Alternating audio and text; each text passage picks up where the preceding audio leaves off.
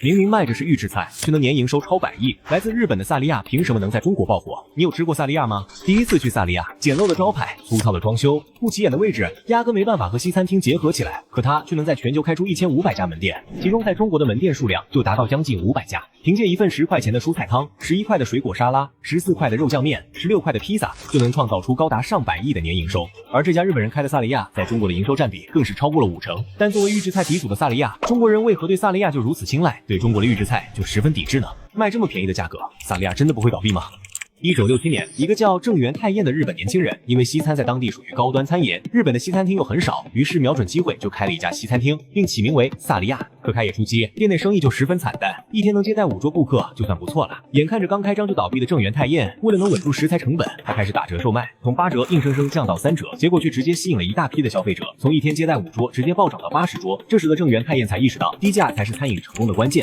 到了1973年，薩莉亞已經在日本擁有了10家門店，並且還在不斷升級和創新意式菜品。憑借多樣化的選擇和實惠的定價，薩莉亞成功積累了一大批忠實粉絲。於是，在1985年，薩莉亞邁出國門，進軍海外市場。第一家海外門店薩莉亞開在了菲律賓，之後又陸續在新加坡、馬來西亞等國家也開設了門店。到了2003年，薩莉亞做出了最重要的一步，那就是正式登陸中國市場。當時中國的西餐市場有必勝客、肯德基等品牌占據榜首，一些小品牌西餐也開始崭露頭角。但必勝客的客單價在80左右，肯德基的客單價在20元左右，主打的是漢堡、薯條。一些小品牌的客單價也在50元左右。也就是說，在中國西餐市场，性價比高的西餐還處於空白狀態。當薩莉亞以人均客單價為25元进入中國後，直接爆火出圈。薩莉亞看到中國的消費潛力，不斷在中国大陸瘋狂開店。截止到目前，薩莉亞已經在中國開出將近500家門店，其中廣州就開出了222家。要知道，在全球，薩莉亞也就只有1500家，中國就占比1/3。論其背後主要原因，那就是便宜。可當下的中国餐飲並不好做，薩莉亞的人均消費又這麼低，它又是如何做到不倒閉，反而年營收還能超過100億的呢？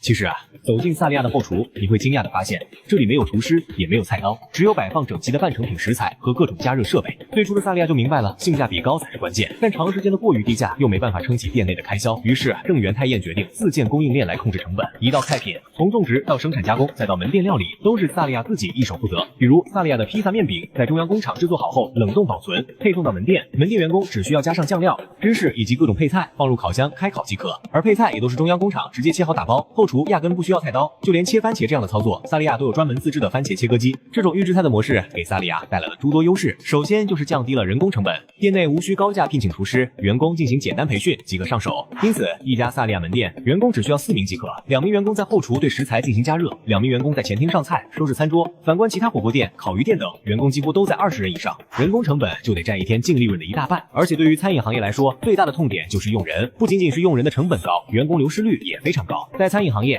很難避免有员工培訓完刚能上手就選擇了離職。薩莉亞最初也避免不了這種問題，但他卻通過把店裡的大部分員工都雇成小時工來解決這一痛點。據官網顯示，廣州的薩莉亞餐飲公司正式員工有1800人，而小時工就達到了300人。即便小時工流失，對薩莉亞的損失也不算大。而且薩莉亞在菜品制作上，由於都是在中央工厂，門店幾乎不會有食材損耗，這也進一步降低了成本。其次，預製菜的模式也提高了出餐的速度。先前日本電視台就報道過，薩莉亞完成15道菜品只需要9分58秒，極大的提高了門店的翻桌率。再者，薩莉亞使用預製菜也從不會因為口碑翻車。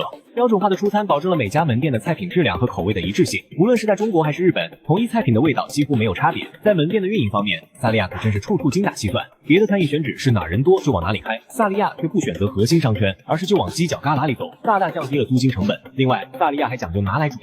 當別的競爭對手倒閉關門時，薩莉亞會直接盤下店鋪，什麼裝修風格、硬件設備壓根不換，只換個招牌就開始營業。這樣一來，不僅節省了裝修成本，還能迅速開店多營業，提前賺回房租成本。薩莉亞憑借自己獨特的打法、食材、人力、房租成本這3座壓在所有餐飲人頭上的大山，都被薩莉亞輕鬆化解了。菜品價格便宜就能理解了，直到2023年年底，薩莉亞的100道菜單中就有72道菜品的價格是20元以下。放眼整個西餐廳，沒有一家能在性價比上贏過薩莉亞了。當別的餐飲毛利率占比只有營收的50%時，薩莉亞已經憑借預製菜縮減了1大半的成本，毛利率占到了65%。但一說到預製菜，難免就有一大片罵聲出現。但薩莉亞作為預製菜的鼻祖餐飲，缺乏鍋氣，卻為何能在中國混得風生水起呢？其實啊，主要還是因為價格。別的預製菜餐飲買回來的預製菜只需要5塊錢，卻賣給顧客50塊。即便再好吃，也很難不讓人反感。再反觀米村拌飯，無論是菜系還是蔥花，用的也都是預制菜，卻能一到飯點就大排長龍。正是因為它的價格和預制菜是成正比的，薩莉亞自然也不例外。在薩莉亞，消費者可以花很少的錢就能吃到一份披薩、一份意麵，再加上一杯無限續飲的飲料。再者，消費者願意光顧薩莉亞，還有它的用料乾淨新鮮。薩莉亞的每一道菜品雖然都是系統化的美味，但它卻做到了不難吃，但一定是健康，